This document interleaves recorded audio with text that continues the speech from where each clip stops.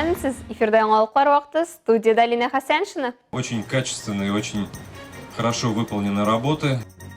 Ознакайда капиталь ремонттан соң район хастаханәсенең югышлы авырулар бүлеге бинасын куллануга тапшырдылар. В нашей поликлинике есть 4 пункта вакцинации. Тожлы вирус тагын активлашкан. Ревакцинация турында нәрсә белергә тиешбез? Замечательное мероприятие, очень интересное, увлекательное. Белемле меңне егар. Әлбәттә, мәгариф системасы эшчеләренең квалификациясын арттыралар. Ознакайда капиталь ремонттан соң район хастаханәсенең югышлы авырулар бүлеге бинасын ачу тантанасы узды. Төзекләндерү эшләре Татнефть гранты хисабына гамәлгә ашырылды. Ачылу чарасында район башлыгы Марсель Шәйдуллин, район үзәк сырхауханәсенең баш табибы Илдар Шихапов, сырхаухана хезмәткәрләре, подрядчылар катнашты.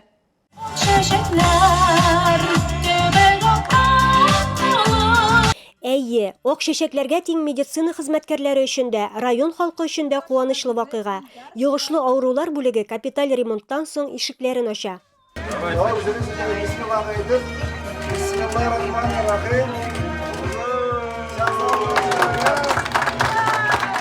На этом инфекционное отделение Ознакаевской ЦРБ объявляется открытой.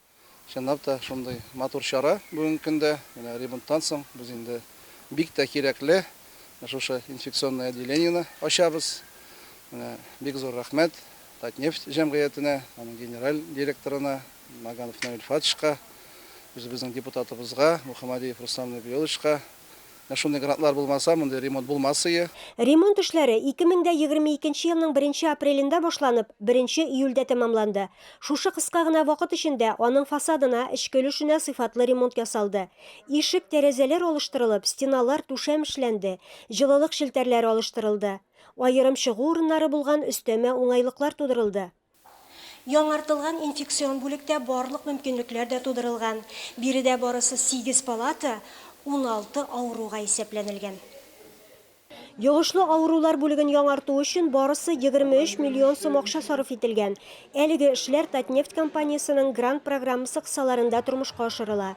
Подрядчы оешмалары СК Квартал, НК Сервис, Кредо Групп компаниялары. На самом деле ремонтные работы на сегодняшний день завершены. Очень качественные, очень хорошо выполнены работы. Работы выполнены по последнему веянию, по всем требованиям, которые нам выставляет и Минздрав России, и Минздрав нашей республики. На сегодняшний день созданы очень хорошие, комфортные условия, как для нашего персонала, так и для наших дорогих пациентов. Йогышлы авырулар бүлеге коллективы зур түгел. Биредә бүгенге көндә 18 кеше хезмәт куя. Алга таба эш урыннарын яңарту күздә тотыла. Илмира Шарифуллина, Рөстәм Акбаров, яңалыклар вакыты, Луч, Әлмәт телекомпаниясе. Илдә тожлы вирус белән авыручылар саны арту күзәтелә башлады. Узган тәүлектә Татарстанда коронавирус белән авыручы 514 кеше теркәлгән. Бу агымдагы елның мартыннан максималь күрсәткеч. Тәүлек эчендә 35 кеше хастаханәгә салынган. Мондый мәгълүматны инфекциягә каршы көрәш буенча оператив штаб хәбәр итә. Гомумән алганда пандемия башланганнан бирле республикада тожлы вирус йоктыруның 159682 очрагы расланган. 151223 кеше авыруны җиңгән. Шул исәптән 78-е үткән тәүлектә.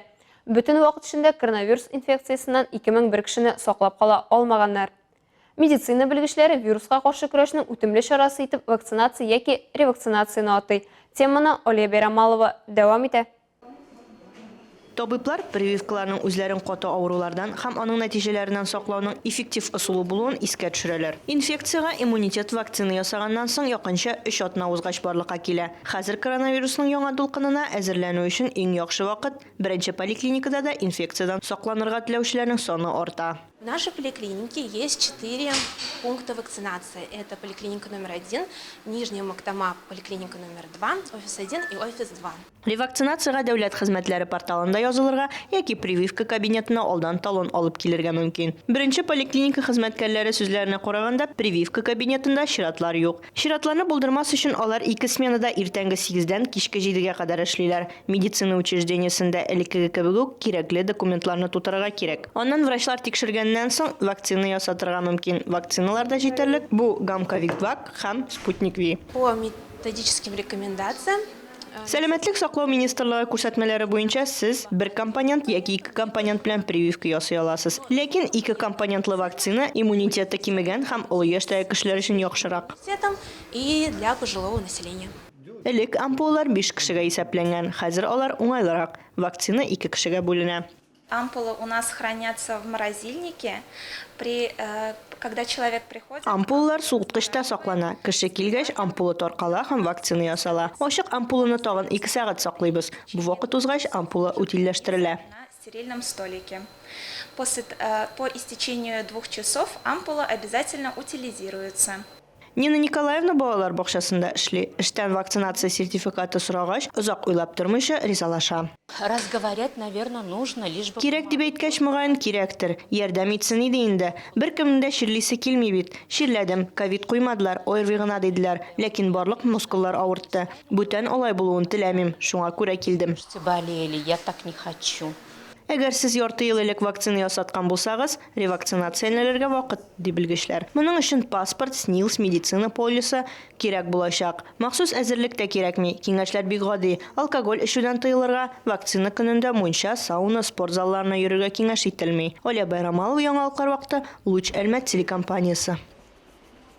Басуларда урак өсте азагына якынлаша. Районның авыл хуҗалыгы һәм азык-төлек идарәсе мәгълүматларына караганда, бөртекле культураларның 89% суктырылган, 97,7 мең тонна икмәк җыеп алынган. Уртача уңыш гектарыннан 33 центнер ярым тәшкил итә.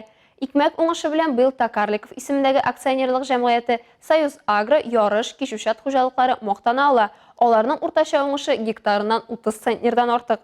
Фермерлар арасында да рекордлы уңыш алучы әлмәтлеләр бар. Мисал өчен, Әтиле улы Рәфиковлар Иске Михайловка авылы җирлегендә урнашкан басуларда гектарыннан 60 центнердан артык уңыш җыеп алдылар. Бүген авыл хуҗалыгы хезмәтчәннәре шулай ук көзге культураларны чәчү белән мәшгуль. Уку елы башланып китте. Димәк, әти-әниләр һәм балалар өчен җаваплы чор. Төбәгебездә белем системасын камилләштерүгә уңайлы шартлар тудырыла. Бу әлбәттә Татнефть компаниясе ярдәме белән мөмкин. Калабызда Коракүз фестивале кысаларында узган Альметталк белем бирү конференциясе шуның ачык мисалы.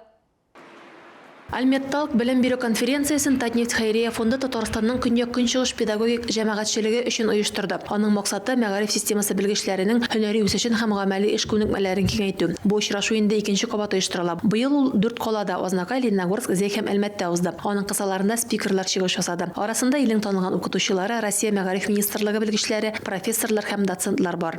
Это можно применить уже начиная прямо с 1 сентября в работу и порекомендовать детям, родителям и учителям. Все вышли воодушевленные, заряженные на новый учебный год и с хорошим настроением. Вообще, от лица всего педагогического сообщества хотелось бы поблагодарить благотворительный фонд «Татнефть». Замечательное мероприятие, очень интересное, увлекательное, которое направлено как на повышение квалификации педагогов, так и даже просто на общее развитие. Если честно, даже, наверное, на повышение мотивации к педагогической деятельности педагогов.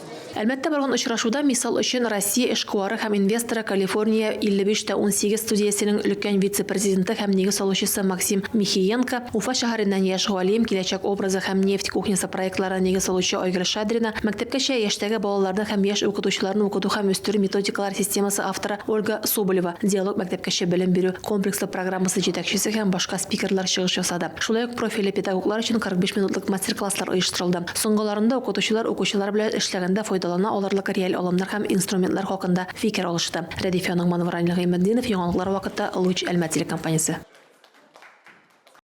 9 сентябрьдә Әлмәттә 18 сәгатьтә плогинг узачак. Аның кысаларында шәһәр су саклагычында теләге булган һәркем Тимерман спорт шарлары сериясе командасы белән шүп-шар җыя алачак. Плогинг ул шүп җыю белән берләштергән билгеле бер дистанция узу. Стартка теркәлү бушлай. Моның өчен Google формасында сылтама буенча анкета тутырырга кирәк. Плогинг һәм спорт стартларына кагылышлы барлык анонсларны һәм яңалыкларны Тимерман сериясе ВКонтакте төркемендә һәм Telegram каналында күзәтеп була.